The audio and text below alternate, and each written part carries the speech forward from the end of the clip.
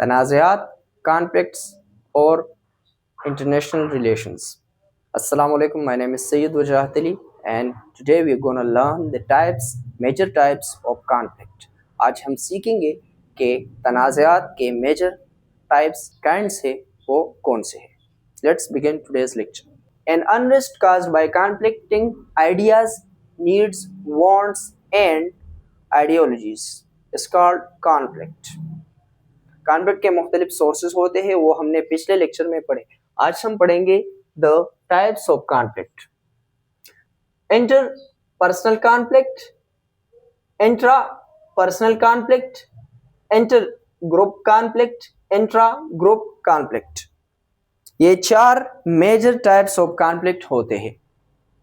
वैसे तो international relations में political conflict, economic conflict, military conflict, मुख्तलिफ किस्म के कॉन्फ्लिक्ट्स होते हैं. आइडियोलॉजिकल कॉन्फ्लिक्ट होता है, conflicts in ideas, belief, thoughts and so on. मगर मेजर जो टाइप्स है वो 4 है.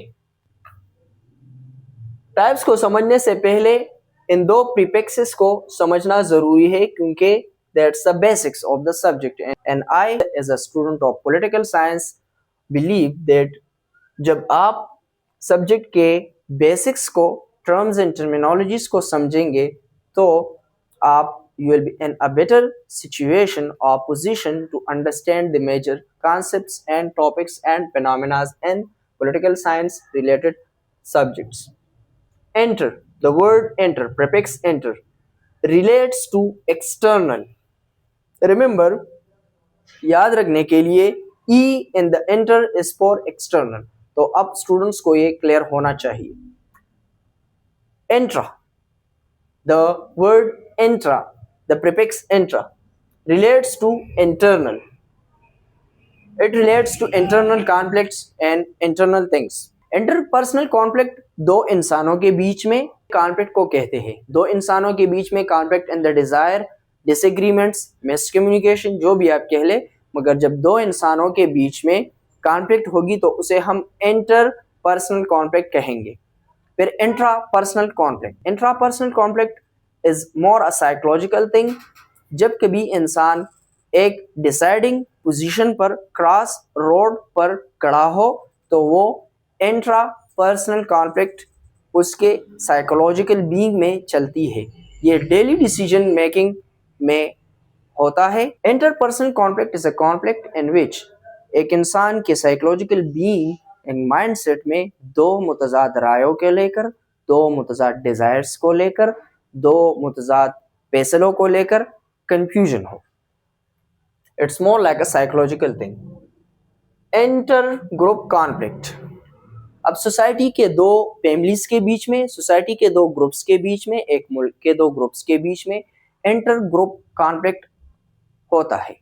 मतलब दो मुख्तलिफ ग्रोहों in the society, in the state, in the international arena, उनके बीच जब किसी बात को लेकर, किसी thoughts, wants, needs, ideas, actions को लेकर डिसएग्रीमेंट हो, अनरेस्ट हो, तो उसे हम इंटर ग्रुप कॉन्फ्लिक्ट कहेंगे. इंट्रा ग्रुप कॉन्फ्लिक्ट, जैसा कि प्रीफिक्स इंट्रा से जाहिर है, एक ग्रुप के अंदर कॉन्फ्लिक्ट. अब देख ले कि सोवियत यूनियन किस तरह से टूटा. इंटर ग्रुप कॉन्फ्लिक्ट की वजह से टूटी. इंटर ग्रुप में आइडियाज को लेकर, एक्शंस को लेकर, ड्रीम्स को लेकर, डिसएग्रीमेंट्स को लेकर, पावर स्ट्रगल को लेकर, डिजायर्स को लेकर, वांट्स, नीड्स एंड आइडियोलॉजीज को लेकर कॉन्फ्लिक्ट हुई, और वो अजीम जो सल्तनतें थी वो उनकी ब्रेक डाउन हुई. तो इंट्रा ग्रुप कॉन्फ्लिक्ट आप समझ चुके हैं. अब आप कहेंगे कि ये तो मोर साइकोलॉजिकल थिंग्स थे, तो एक टाइप ऑफ कॉन्फ्लिक्ट्स तो है, मगर इंटरनेशनल रिलेशंस में क्या है. तो again as a student of political science मैं इस चीज़ को बहुत वैल्यू करता हूँ कि जब स्टूडेंट को बेसिक्स ऑफ द सब्जेक्ट्स आएंगी तो वो खुद उन कॉन्सेप्ट को समझने की सलाहियत रख सकेगा. ये conflict they are easy to learn, easy to remember and easy to understand only when you understand the basics of the subject. तो उस अपने नज़रिए को जहन में रखते हुए I prefer to study and learn basics of the subject. अब देख ले कि इंटरस्टेट कॉन्फ्लिक्ट किसे कहते हैं, इंट्रास्टेट कॉन्फ्लिक्ट किसे कहते हैं, इंटर ग्रुप कॉन्फ्लिक्ट किसे कहते हैं, इंट्रा ग्रुप कॉन्फ्लिक्ट किसे कहते हैं, वर्ल्ड वाइड कॉन्फ्लिक्ट किसे कहते हैं. अब जब हम आगे सब्जेक्ट में पढ़ेंगे types and kinds of war. Conflict तो एक हुआ disagreement, it's talking about the talkings, it's more like a international में देख लीजिए कि more like a struggle between hard and soft power type of thing है conflict.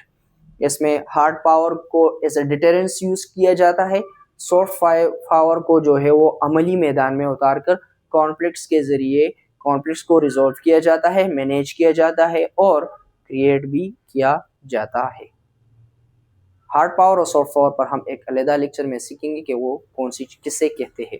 Thanks for watching. Subscribe for more.